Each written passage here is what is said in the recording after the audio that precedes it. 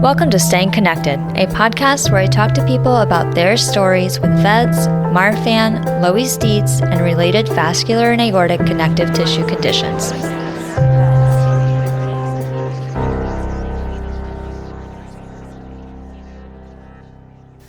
This is your host, Katie, and before we get into the show, I want to remind you that the views, information, and opinions in this podcast are those of the individuals involved, and the information presented does not constitute medical or other professional advice or services. Any opinions that I express in this podcast are my own and not of my employer.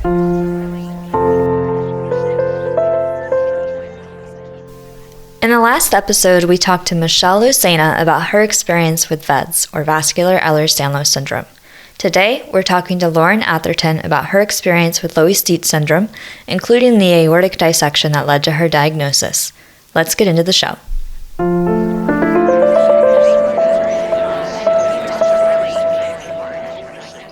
Hey, Lauren, thank you so much for coming onto the show to share your story with Loeys-Dietz syndrome. I'm so excited that you're coming on to share your story. It's been awesome working with you professionally for a little while I was at the VEDS movement, and now to just call you a friend is awesome. Thank you. Yeah, thanks for having me. I'm excited to share a little bit about my journey with Loeys-Dietz syndrome and have fun for the next 40 minutes.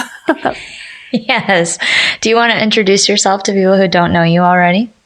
Absolutely. I'm Lauren Atherton. I was diagnosed with Loeys-Dietz syndrome in 2017. When I was 28 years old, I actually had an emergency aortic dissection. And surprise, surprise, after genetic testing, I actually found out I had Loeys-Dietz syndrome. And so I live in Colorado with my husband, Brett, and our 2 dogs, and own my own business. And so it's really been rewarding to see how life changes if you just allow it to kind of change and flow with life rather than try to resist it. But yeah, excited to share more about my journey with Loeys-Dietz syndrome and how it's changed since I've even been diagnosed. I've been known I had Loeys-Dietz syndrome for 6 years now. And so definitely in the beginning was more of a shock. And then now it's like, okay, how do I live with this thing that's not what I expected or wanted at all? Yeah, for real. Let's start with the aortic dissection. Because at that point, you're 28 years old and you don't know anything about Loeys-Dietz syndrome, right? Yes. Yeah. And no history. My family had no history of any heart trouble, heart disease, nothing on the radar. And so my husband and I were just married for 6 months. I actually had, my mom was in town the week before, felt totally normal. The day before my aortic dissection, I actually got the opportunity to join a friend of mine who does social media for the Denver Broncos to be on the field and helping him capture content, which was once in a lifetime opportunity. But when in hindsight, everything's crystal clear, right? But as you're going through it, it's oh, that's weird. That's strange. You'd not really, at least I wasn't I'm 28 and healthy. Everything is normal. But in hindsight, when we got below the stadium, I felt this pop and a pressure change. And that's all I can really equate it to. It was just the most bizarre feeling. And I remember turning to my friend and being like, did you feel that? Is there, I thought maybe there's pressurized something below the stadium. Again, in hindsight, those are signs in women of an aortic dissection. And so I'm where was the pop? Where did you feel that pop? It was in my jaw. So it was my jaw and in my throat. It actually felt like I had an egg in my mouth, if that makes sense. It was just a weird, bizarre feeling that I was that's weird. And then I started getting a pounding headache. And so, again, in hindsight, I had migraines for years, and I always had Excedrin migraine with me. Excedrin migraine speeds your heart up. That's how you kind of get over the caffeine in it, helps you feel better. And I didn't have it with me that day. And I don't know what would have happened if I had it with me. I mean, just again, all the pieces come together when you're looking back on a situation. As you're going through it, I'm like, dang it, how did I not pack that, So anyway, so spent the day on the field, had pain between my shoulder blades. I wasn't feeling great, but I'm like, this is once in a lifetime. I have to be here. Went home the next day. I was at home again. I work from home and own my own business. So that was nice, being able to just rest and take breaks when I didn't feel well. But I fainted twice. And then I called my husband and was like, hey, just so you know, I fainted, but I'm just going to lay down. Like, I'll feel better. Just I'm feeling off. Maybe I did too much yesterday. And he's like, no, I'm going to call an ambulance. This isn't normal. And I'm like, okay, I guess that's fine. And so he called an ambulance. They came. By the time the paramedics came to get me out of our 3rd-story apartment, I had fainted again. And so I was like, okay, something is wrong. But again, no history of anything, no idea anything was wrong. Went into the local hospital, and I think within 4 hours after I arrived, I was in the operating room, and they threw iodine on me. It was emergency surgery. And what's wild is I didn't know what was going on. I was thinking oh, I'm in a hospital. This is where they fix you. Just keep calm, keep it together. Yet my in-laws are there praying for me and kissing me. We're here. We're going to make sure you're okay. I didn't know that the cardiologist had told my husband, her chances aren't good. Now, again, in hindsight, I had a 1 to 3% chance of living, which was not what I knew at the time. At the time, I'm like, I'm here. They're going to fix it. It'll be fine. I woke up the next day, and again, my blood pressure, it was 45 beats per minute. See, I don't know the technical terms for anything, but it was very low. And it was to the point that they were like, we don't know if she's going to be okay going into surgery, if it's going to be... They just didn't know. And when the surgeon came in, he was on call, and he actually knew Dr. Dietz, which was really cool. Again, in hindsight, you see all these things come together. But he came in, he thought I was an elderly woman. He's like, what is this 28-year-old doing in the ER?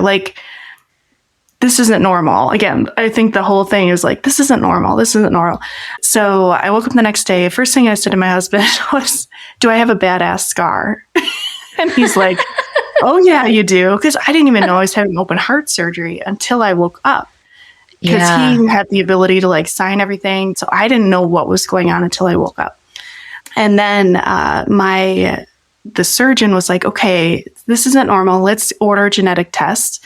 And then 2 weeks later, I found out in the post-op meeting with the surgeon, okay, you have Loeys-Dietz syndrome. I even have the paper where I wrote it down, spelled it wrong. I was like, this is so funny, because I was like, what is it again? And in that same meeting with him, or post-op appointment, he also was like, you're going to need another open heart surgery. We just did what we had to do to fix that tear. And this is your new normal now. And so it was a lot to process, and I'm a slow processor. So for me, sitting in that room, I'm just taking notes. I think Brett was processing it faster than I was, because he's like, okay, now we can plan ahead. Everything's okay. And I'm like, no, it's not. This is horrible. What does that mean for having kids? Or, when can this be emergent again? Is this really planned ahead, or is this going to be a surprise? And I'm 28. I don't want to be in scans and surgeries, and I can't imagine going through all that again. So it was definitely I feel like my feet got kicked out from under me, and then it's okay, learning to walk again. But that's the aortic dissection surprise. And what's really wild is again, in hindsight, my mom was like, you had all the signs. Once we knew what Loeys-Dietz syndrome was, I had transparent skin as a kid, and still do, in my arms, and I'm double jointed in almost every joint in my body, and just different things that she's like, they just didn't know what to do with it. You wouldn't, those things aren't life threatening, but altogether creates this, syndrome, this genetic condition that will affect the rest of your life. So it was really interesting to kind of see how we processed it, and then my family processed it, and then they all got genetic testing, and none of them have Loeys-Dietz syndrome or any mutation. So really wild, just a spontaneous, I'm just lucky, I guess. Yeah, the first in your family. So there's so much to unpack there. Where in the aorta was your dissection? It was, I know the techno, like if I saw a picture of it, I could say it was the ascending. So like out of the root, but not to the branches of your carotids. Okay. There's just like a little tear. And what's wild is my surgeon was like, oh, you actually had a dissection before that looked like it healed itself. Like you have a scar on your heart. And I was like, what? And like thinking back, what's so funny is maybe 3 or 4 years before that, I had fainted playing volleyball and I just totally forgot about it because I was playing with my boss at the time. And I think she reminded me of that recently. She's like, do you remember we were playing volleyball one time and you fainted? And you were like, oh, this just happens sometimes. And I was like, I don't remember that at all. So I'm like, what's wild, I'm like, there were signs there too that I just didn't think anything of or like put it together. But yeah, just a little tear. And then in the emergency room, I was just cold. Like I just remember being really cold because the blood wasn't circulating. It was staying all around my heart and that sac around your heart. That's so much to go through at 28. And you came out of this with all of this stuff to process. So how did you start processing that? Like, what did you focus on? That's a great question. I think at first, especially right after surgery, I was like, oh, great. I survived. Check. Surgery done. Like that was literally, I was like, cool, like fixed, no more issues. Let's move on. And then it was like a slow realization of, okay, then I found out I had Loeys-Dietz syndrome and this could be surgeries for life. And I'm like, okay. So then processing that and then going through like, okay, but I'm normal. I'm okay now. So then I was kind of eager to just get back to life. And so that was, I think that first surgery was about 6 months until I felt totally normal. And then I started like emotionally, I would just have like these outbursts or like just like start crying randomly or like, and I was like, my body was processing all of that trauma that I didn't even recognize as trauma until probably a year after my surgery, a year or two. And then like mourning what I thought life would be like. Like, I'm like, oh yeah, we probably won't have our own biological kids at this point. Or, okay, this doesn't mean I have to go through a surgery again. Oh, that sucks, And it really, instead of being like encouraged, like, oh, okay, I'm strong, I've got this. It was like, no, this is really unfair and really sucks. And like going through that process of like grieving the life I thought that we would have, but then also getting professional counseling and therapy to help peel back those layers of an onion that are like, yeah. And someone to just say, this isn't fair. Like, yeah, why at 20 years old are you having to go through that, and just process all that. And so, a lot of just paying attention to my body and just my emotions and my thoughts, and then giving myself space just to process that or like cancel plans or be like, I'm just having a rough day and letting it be rather than feeling like, oh, I've got to be so strong. I've got to power through. This is something that I can overcome. Like, no, this is something that I'm living life alongside this illness, and this condition that at any time could decide like, okay, that's it. So it's really weird. It's a really weird, bizarre feeling. Yeah. What were you told about Loeys-Dietz when you were diagnosed?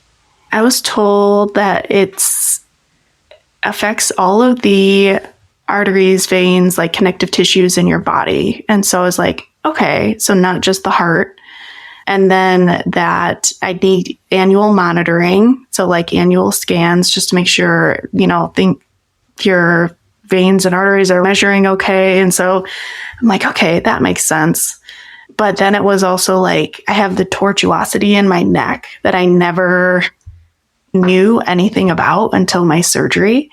And then other aneurysms to watch. So that was like kind of a lot. Just figuring out like, okay, so this isn't just my heart. This could happen anywhere. And then also we were told that, if we wanted to have biological kids, that it'd be 50% chance of each child getting it because it's autosomal dominant.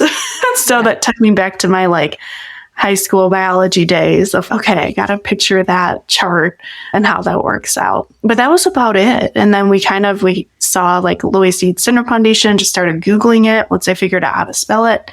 And then just seeing like, yeah, what does this mean? And what does this mean for the future? Because even some things that we had read had said most people don't live past 28, that they end up taking a nap, like, oh, I'll just rest after fainting, and you don't wake up. So that would have definitely been my situation had Brett not called an ambulance. But it was very broad. Like it was specific in some ways, but I'm like, what are connective tissues? Like it was hard to like put tangible, what does this look like? Like, what am I looking for to that syndrome? Yeah. And how has that changed over time? So it's 6 years later. Yeah. Oh, I think understanding what was really interesting to me was how the different mutations present. That was really interesting to me to understand, like, okay, I think I have TGBR. I'm totally going to mess all these things up, so I'm sorry. I think I have type 2.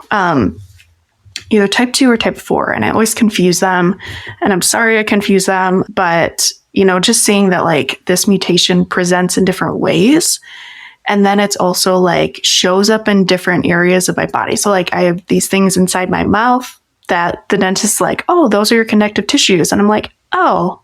So sometimes it can be really frustrating because I feel like every time I go to the doctor, it's something else, or like okay, that's connective tissue. Okay, and just kind of saying like, I bruise really easily, like just things that affect day to day that are more annoying. But then I'm also like, okay, but this is the body I've got. So yeah, try to make peace with it. And so I think being part of a community of other people who have Loeys-Dietz syndrome or are affected by it has been really helpful. Nobody else really gets it. And I think that's really hard sometimes, is like you explain it. And I think they have the mentality I did after my first surgery where it's like, oh, it's fixed, it's done. But it's like always ongoing, and like not in a downer type of a way, but like it's always not something new, but it's just you're living with it forever. Like just because you have a surgery doesn't mean that it's necessarily like check, done. Right. That surgery is done, but the experience is not. Yes. Yeah. And so I think that was hard with my second surgery, an aortic root replacement, because I think people were like, oh, you've been through it before. Like, it'll be fixed and done. And I'm like, yes, but there's other aneurysms they're watching. So it's just, it's trying to have grace. Like other people try, and they try to encourage you and like stay positive about it. And I think there's definitely this healthy tension with it that like, oh, that sucks. Like, I need another surgery. That sucks, and just accepting that rather than like, okay, I can do this. I don't know. It's like this mix of being realistic, but also like, just like processing it. Yeah. It's a hard thing to live with. So I don't have Loeys-Dietz, but I have VEDS, and I think that they're, fairly similar, and that I have those days where I'm like, man, this really sucks. Mm-hmm. Like it really, really sucks. And then other days I'm like, everything's great. Everything's great. Don't have to think about it. Everything's fine. Yeah. Just going to move forward. And then sometimes, things just kind of hit you out of nowhere, and you're just like, well, this sucks. Yeah. And it's just this like back and forth, just trying to deal with it. How long did you get in between your aortic dissection and your aortic root replacement? Well, originally I was told it'd probably be within 6 months that I would need surgery. And I was like, no, like, please no. And especially it's like, you don't know what you have to go through until you go through it. But what's interesting is the surgeon basically told me like, let's wait till the swelling goes down, the stress on your heart goes down, then we'll have a good baseline. So I was like, okay. So it was my aortic dissection was December 2017, and then my aortic root replacement was March 2021. So about 4 years, 3 years, something like that. So yeah, once they scanned and then it was like, okay, it's not changing much. I mean, that was cause for celebration just to be like, okay, I don't have to really think about it, but of course you always have precautions and have to be careful. But yeah, I think the days where it's like, okay, I'm not thinking about it are good days. And like, okay, I'm just going to keep on keeping on. But I will say having a planned surgery was the recovery time was better. It was definitely tougher leading up to surgery because you know what you have to go through. But recovery was like 3 months compared to 6 months. So that was being preventative or proactive was way better. I think Shireen Shalhoub has talked a lot about the benefits of like planned surgeries with conditions like these where like ahead of time going in and the surgeons know ahead of time going in and just how much that improves your potential outcomes. Right. And but I can imagine like the mental toll that it takes, like knowing, okay, this is coming up. Yeah. And feeling like, especially running my own business, is like, okay, how do I prepare for that? And we work with incredible clients who are like, take the time you need. Just let us know when you're easing back in. Like, just incredible people. So I'm thankful for that. Yeah, let's talk about your business. You mentioned that you had your own business before your diagnosis, right? Is it the same one that you have now? And like, how did you go about starting your own business? And then how has it worked with you having LDS? So I'm a graphic designer and studied fine art in college and then actually went into advertising and graphic design and art direction, that route. And so I never thought I would own my own business. I was happy being a freelancer, working with anybody and everybody. So I was freelancing full time after I got married, actually shortly before, because I wanted the flexibility to like work from home and do my own thing way pre-pandemic. So I started that, just was doing my own thing, doing odd jobs, freelance design jobs. And then after my aortic dissection, that was kind of a wake up call of like, okay, I want my work to mean more than just freelancing and working with anybody and everybody. And so I actually transitioned to only working with nonprofits. And so that was really where I met you, actually. And so just kind of built that. And as I got more nonprofit clients, I would, let go of small business clients or odd jobs that I just kind of took to help pay the bills. But and so being able to work from home, what's funny is I was like, well, maybe I'll go back to a full-time job. Like, I don't want the stress. Everyone thinks, working for yourself is amazing. And there's so many perks, but it's a lot more stress and it's hard to disconnect at the end of the day. So it's like, you're always on, always thinking about it and obsessing about your work. But after my second surgery, my husband was like, I don't think, like, not that I couldn't go back to a full-time job, but like being able to take a day and rest or build my own schedule or say no to clients or deadlines that like, I can't take on that stress anymore. And so it's really given me a lot of freedom and like the ability to flex and kind of flow with how things are going. But then there's also the times that it's like, okay, I have to take 3 to 6 months off for surgery and recovery. What is that going to be like?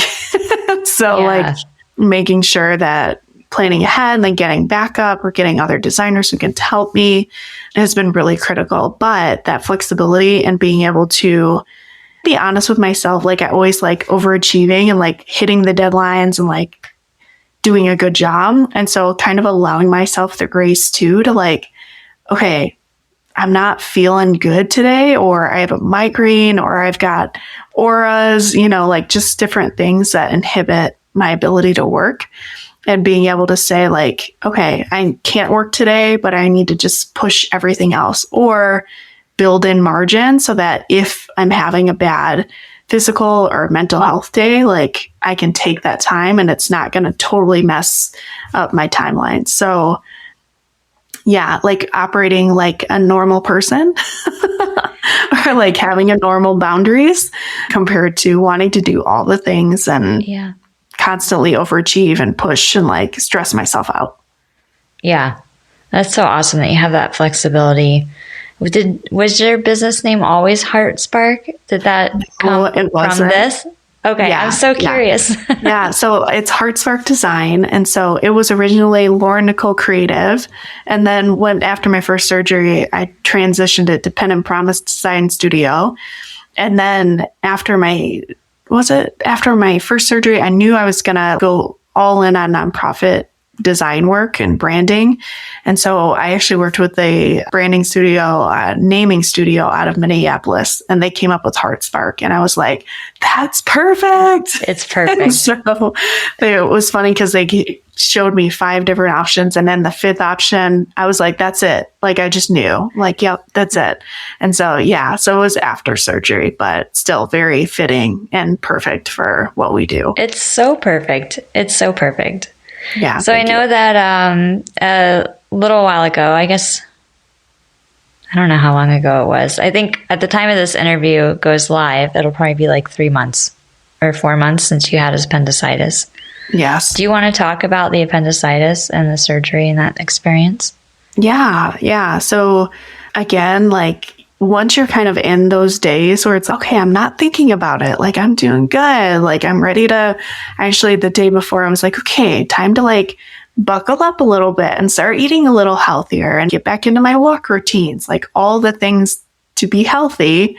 And then it was a Monday morning and I'm sitting on the couch and I'm like, had this pain in my side. And I'm like, that's weird. And as you know, I'm sure any pain or discomfort or anything, even yesterday, I had this weird ache and I was like, what is that? Like, you're just way more aware of like, that's a new feeling in my body. Is something wrong? Or is this just a muscle ache or who knows?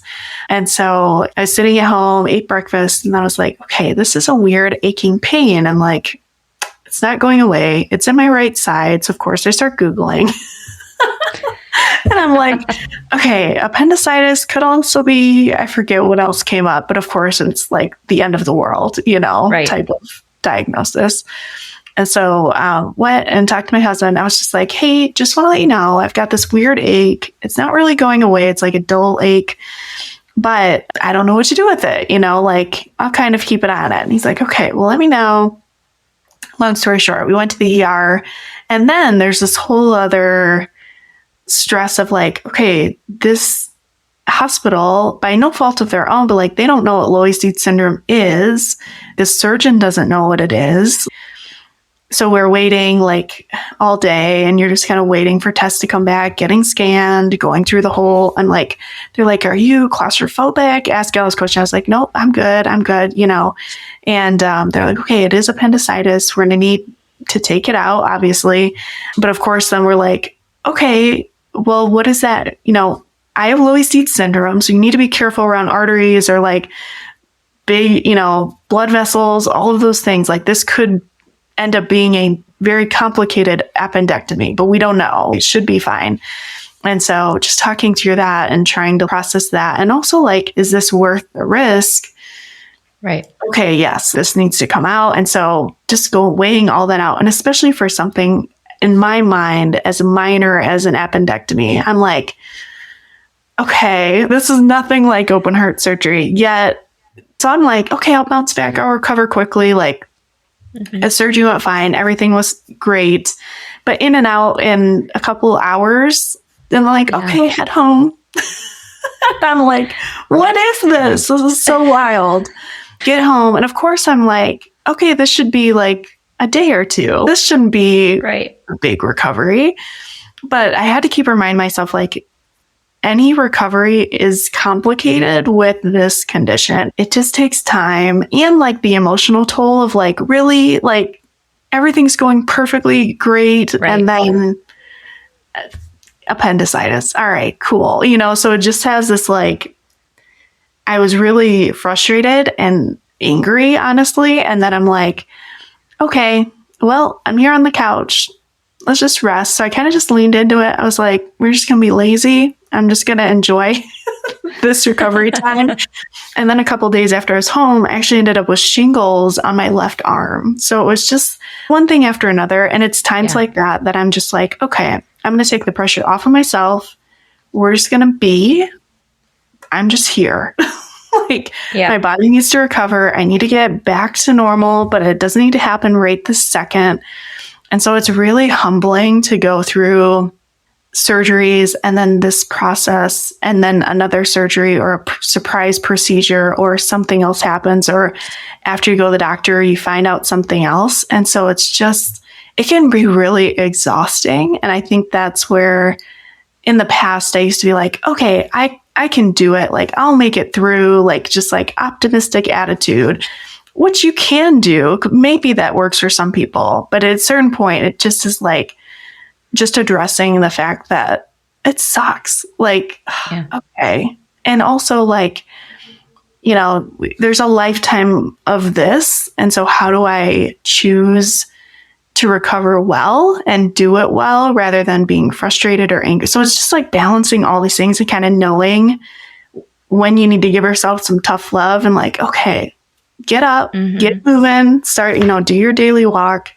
And then times where it's like, you know what? I just need to feel this right now and just cry and scream and be mad and like throw a tantrum, you know, because it's like, if you don't, it's like, there's so many things that are out of your control with this condition that it's like this constant balance of, okay, I can't control that, but I can choose to take care of myself, do things to help my body. But then there's times like, I want ice cream. I want what I want. Like, that's okay too, you know? It is. Yeah.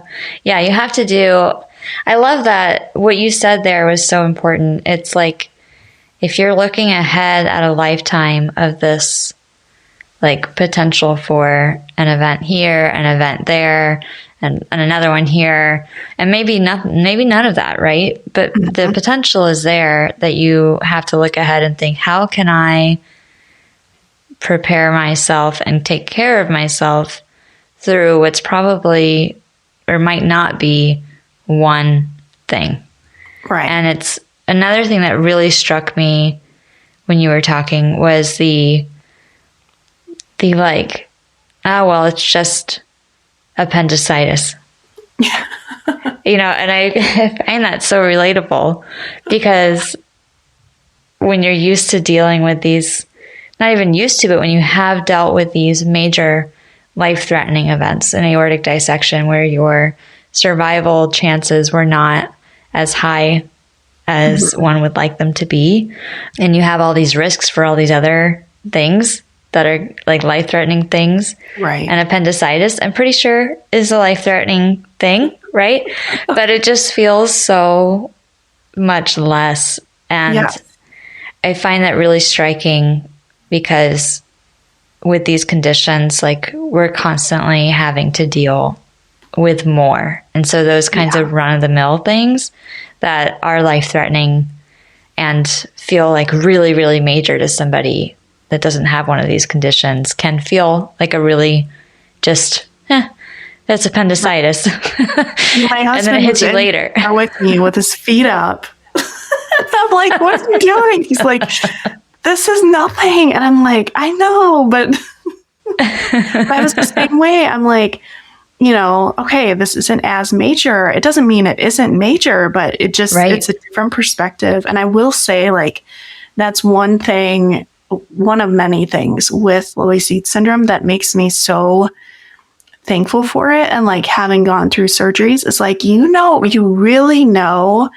how to help people who are going through the tough stuff. I say, like, they're going through a shitstorm. And it's like, you really, you know how to speak to that and encourage them and just be with them and not feel like you have to solve it or like have all the answers, because we don't have all the answers. Mm-hmm. And so I feel like that's been such a gift, is to like process, one, all of our bodies deteriorate and like go through similar things as we age, but to understand that early, but then also to walk through tough stuff with friends who are going through horrible things, that's like being able to feel more comfortable with that, and not saying it's perfect, but there's just a different perspective that comes, I think, with these connective tissue conditions or genetic mutations that like is literally in your DNA, yet there's only certain things I can do to control it. And so it's really interesting how that changes your perspective. And I just think, that's really a superpower, is being able to sit with people and have that grace for yourself and understanding for yourself. And like everyone will go through body deterioration, loss, surgeries, and then to see that as a younger person and be able to understand that. I really admire kids who find out they have Loeys-Dietz syndrome young. And I'm like, wow, to have that level of preparation and support and understanding at an even younger age is really remarkable to me. And like all of the kids that I met with Loeys-Dietz syndrome and Marfan syndrome and VEDS is, really, they're just like unflappable and very realistic. Like, I don't want to say they're like super optimistic and easygoing, but it's just like, I don't know, it's just a different perspective. So I think that's kind of the positive side to it, maybe, is just different level of empathy and perspective and understanding that many people will live their whole lives and never experience that. So there's definitely some positives, definitely some negatives, but, it really is an interesting journey and not one I ever thought would affect me at 28. Yeah, for sure. So one of the other things that you mentioned a little while back in our conversation was going to the ER and knowing that the medical professionals there, they don't really know what Loeys-Dietz is. And, Loeys-Dietz wasn't a named condition until 2003, 2004? 2005, I think. 2005. Okay. Yeah. So, that's a relatively, unfortunately, knowledge of a newly named medical condition doesn't get out very quick. And even though that seems like a long time ago, I recognize that's almost 20 years ago, it's still relatively short in the big picture of named conditions. Right. What has that been like for you? What's funny is when I first heard about Loeys-Dietz syndrome, I assumed it was founded by someone who 100 years ago. Mm-hmm. And then I found out my surgeon actually knew Dr. Dietz. And I was like, wait, he's still alive? Is what I responded. And that's just my, I just didn't know. And so it was, for me, it didn't change too much because I was like, okay, this is already discovered and founded, and I'm able to say I have Loeys-Dietz syndrome. What's interesting to me is that they're still studying the genetics of it and being able to test for a specific strain of mutation and genetic code that I'm wait, they're still discovering this. I think in my mind, I'm oh, this was founded a long time ago and they've known about it. Medical discoveries are still being made all the time. So I think that's what makes me most excited, is maybe in the future, everyone will have genetic testing and know what they have or not have, and kind of have that knowledge ahead. Or maybe there will be another treatment for open heart surgery that's not totally opening you up, or, a different procedure, different ways to fix or solve things. So that's what's exciting to me, is that this is discovered and now there can be dollars put behind researching it or just trying to make it better for the next generation. Because I don't like that the solution is, okay, we're just going to cut you open and fix it. It's not very encouraging to someone with it. Crude solution. Yes. Yeah. Yeah. I love that. What do you, for medical professionals listening to the show who are just learning about Loeys-Dietz, what do you want them to know about it? I think the doctors that I've experienced and I appreciate most are the ones who are asking how am I doing? It's not just how I'm feeling or any new aches or pains or little things, it's like they're paying attention to my whole being, including my cardiologist who, she's like, how are you doing with your mental health? How are you walking every day? Like asking questions that are not just physical health, but she knows that if they all affect each other. And so I think paying attention to the whole person, but then also like recommending, like feeling empowered to like push back. Like, so my cardiologist, I was like, okay, I'm feeling good on my medication. I'm doing good. And she's like, we won't, raise your dosage if you don't feel comfortable. So for a while I was like, I don't feel comfortable. And then it hit a point that I was like, okay, I think I'm ready to start increasing, because it can cause you to be tired or lethargic or like just different side effects that I wasn't quite ready for. I'm like, I feel steady. I want to stay steady. So I appreciate that, like, my doctors respect that. And then also are like, okay, but if we increase this dosage, it'll help you in the long run, or we're doing everything we can to help your aneurysms stay the size they are. So I think knowing those options and then also just encouraging your patients along the way, not just taking no for an answer, but really working together to figure out what's best for you right now. And really for me, it was like, I don't want to raise the dosage because I feel good. I don't want to have to think about it or worry about being tired or, I'll hit a point where I'm ready for it, but not right now. So I would say, seeing the whole person and really building a plan together has been really encouraging to me and helps me feel like there's some control. So much of this condition is like things are out of your control, or you're being told you need surgery or need this or need that. So being able to have some effect on your health or say in your health is really helpful. And I think really builds trust. For sure. It's that partnership attitude towards healthcare. Yeah. And if somebody's listening to this who is just diagnosed with Loeys-Dietz or is going through what you did in 2017, what would you tell them? I would say there can be a lot of information and overwhelm, but like stay in the day to day, like one thing at a time, one day at a time.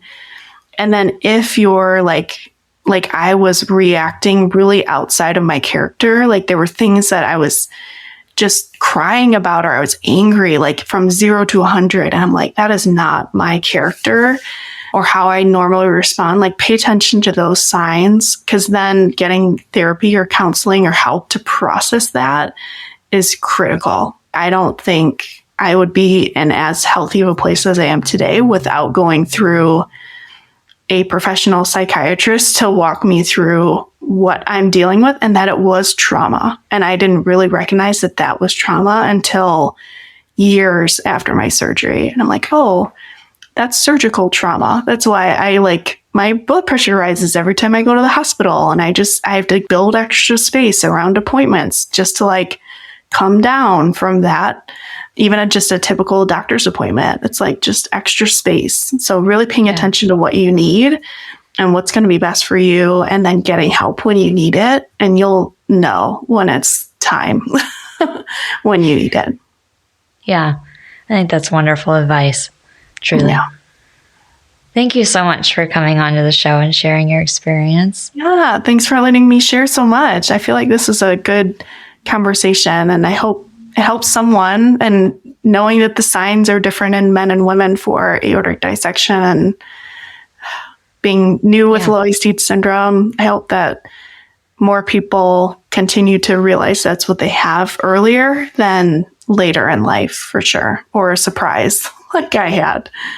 For sure. I think that's one of the most, I don't want to say exciting things about children getting diagnosed earlier, because it's not exciting to have children diagnosed with these conditions, right? But it's kind of hopeful knowing that they know earlier and can grow up knowing the signs of what to look out for and being cared for by the medical system kind of before.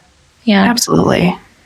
It's so important. I'm very much looking forward to, hopefully within my lifetime, being able to see the difference and, where these kids are today at my age.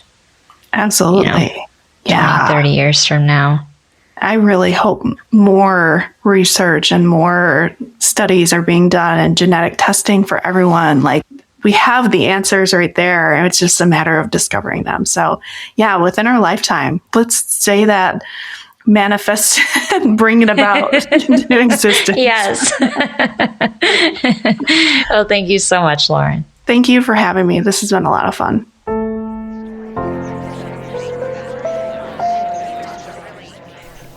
Thanks for listening to this episode featuring Lauren Atherton sharing her story with Loeys-Dietz syndrome. If you're ready to meet others, get involved, or need support, check out the episode show notes for some helpful links. There's also a link in the episode show notes for the VEDS Collaborative Natural History Study, a research study led by Dr. Shireen Shalhoub, open to people with VEDS, Marfan, Loeys-Dietz, and similar connective tissue conditions. On the next episode, we'll be talking to Liam Nelson about his story with Marfan syndrome. If you like this show, be sure to share it on social media, and you can also support the production of this podcast by joining my Patreon. As always, my top tier patrons are listed in the episode show notes. Thanks so much, and I'll see you soon.